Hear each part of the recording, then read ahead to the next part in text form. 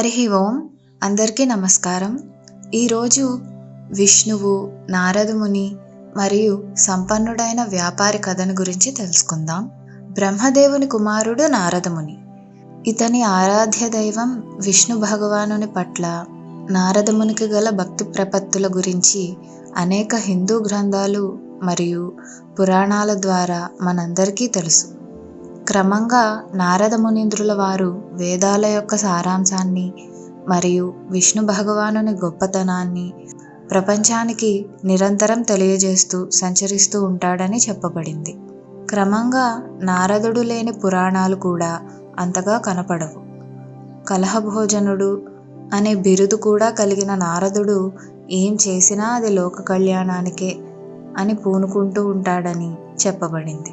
నారద మునీంద్రుడు హిందూ పురాణాల ప్రకారం ఒక గొప్ప ఋషి పుంగవుడు మరియు ఋషుల ద్వేషం, శత్రుత్వం, దురాశ, అహంకారం మొదలైన భావాల నుండి దూరంగా ఉండాలని చెప్పబడింది. క్రమంగా ఇవన్నీ మనిషిని ఒక ఆదర్శ మార్గంలో ఉంచేలా సహాయపడగలరని నమ్ముతారు. అయితే మన పురాణాలలో ప్రచారంలో ఉన్న అనేక రకాల కథల ప్రకారం ఋషులు సైతం కొన్నిటికి అతీతం కాదని తెలుస్తూనే ఉంది.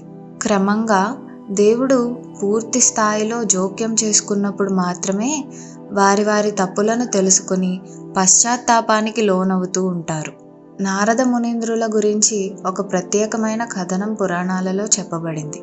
ప్రపంచంలోనే గొప్ప ఋషీశ్వరులలో ఒకరన్న అహంకారానికి లోనైన నారద మునీంద్రులు తన గర్వంతో చివరికి ఎటువంటి గుణపాఠాలను ఎదుర్కొన్నాడో ఇప్పుడు చూద్దాం. నారద మునీంద్రులు నిరంతరం విష్ణుమూర్తిని తాను రచించి గానం చేసిన పాటలతో స్తుతిస్తూ నారాయణ మంత్రాన్ని ప్రపంచవ్యాప్తంగా విస్తరించేందుకు ఉపయోగించేవాడు.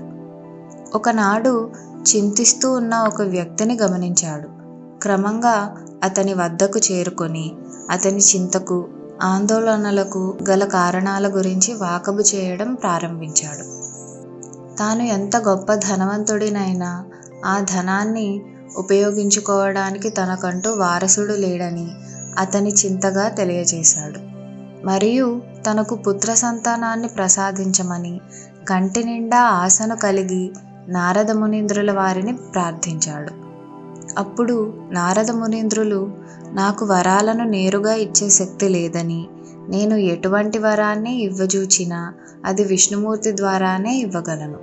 ఈ విషయాన్ని విష్ణుమూర్తిని సంప్రదించి నీకు మంచి జరిగేలా చూస్తాను అని చెప్పాడు. కానీ ఒక రకంగా ఇది సాధ్యమేనా అని సంశయాన్ని కలిగి ఉన్నాడు నారదుడు. నారద మునీంద్రులు తన మనస్సులో ఉన్న వర్తకుని సందేశంతో విష్ణు భగవానుని చేరుకున్నాడు. ఆ సమయంలో విష్ణు భగవానుడు తన నివాస స్థానమైన వైకుంఠంలో ధ్యానంలో కూర్చుని ఉన్నాడు. నారాయణ నారాయణ అని విన్న వెంటనే వచ్చింది నారద మునీంద్రుల వారని వెంటనే అర్థం చేసుకున్నాడు.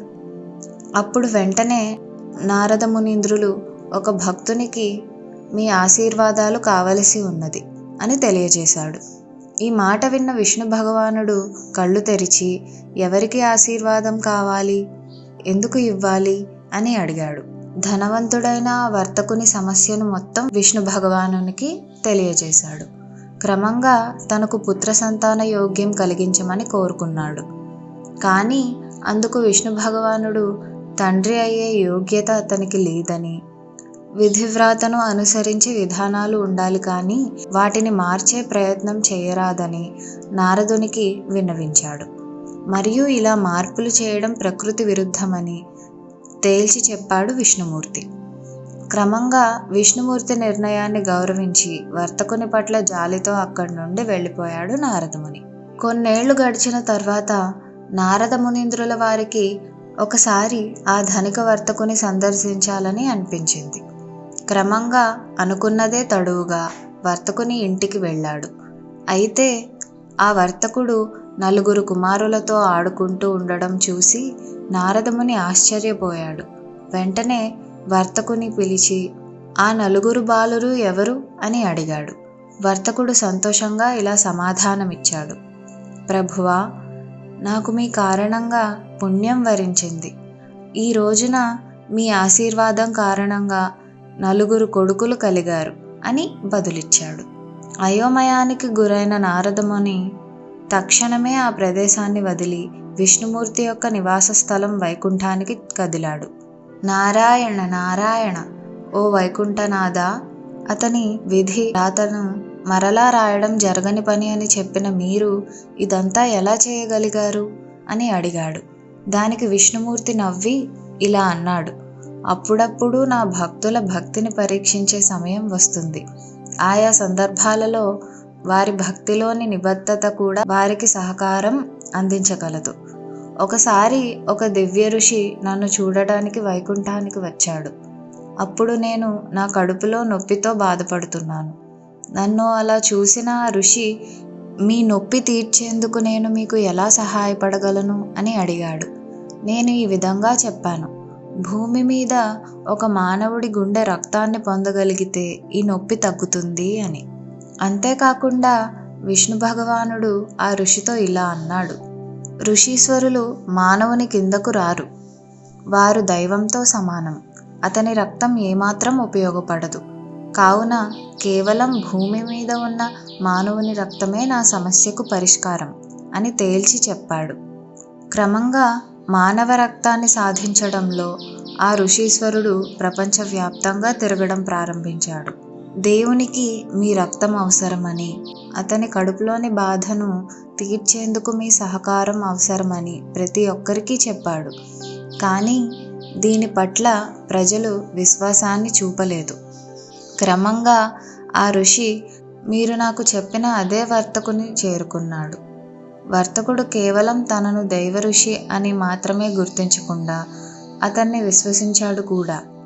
కత్తితో తన ఛాతిని పొడుచుకుని అతను కోరుకున్న విధంగా 4 చుక్కల రక్తాన్ని అందించాడు. అతని ధైర్య సాహసాలకు నాపై ఉన్న ప్రేమ, భక్తి మరియు విజ్ఞానానికి మెచ్చిన నేను ఆ వర్తకుడిని ఆశీర్వదించాను. క్రమంగా ఇప్పుడు అతనికి సంతానయోగ్యం కలిగింది అని చెప్పాడు. క్రమంగా నారదముని విష్ణుమూర్తి అందరినీ ఒక కంట గమనిస్తూనే ఉంటాడని, మరియు ఆయా వ్యక్తుల పాపపుణ్య ఫలాలను, భక్తి ప్రపత్తులను, నిబద్ధతను ఉద్దేశించి వారి కోరికల సాధ్యాసాధ్యాలు ఉంటాయని గ్రహించాడు. ఇటువంటి అనేక కథలు, పురాణాలు దేవునికి మరియు మానవునికి గల అనుబంధాన్ని మరింత తెలియజేసేవిలా ఉంటాయి. మనిషి తన కష్టం తాను చేసినప్పుడే దేవుని ఆశీర్వాదాలను కోరుకునేందుకు కూడా అర్హత సాధించగలడు. ప్రయత్నశూన్యంగా దేవుని ప్రార్థించి వరాలను ఆశించడం మూర్ఖత్వమే అవుతుంది. నలుగురితో మంచిగా ఉంటూ సద్గుణ సంపన్నుడై నలుగురికి ఆదర్శప్రాయంగా మెలిగే ఎటువంటి వ్యక్తి అయినా దేవుని కనుసన్నలలోనే ఉంటారని ఈ కథ ద్వారా అర్థమవుతుంది. అంతేకాకుండా విష్ణుమూర్తి సృష్టిని నడిపేవాడని చెప్పబడుతుంది. హరి ఓం.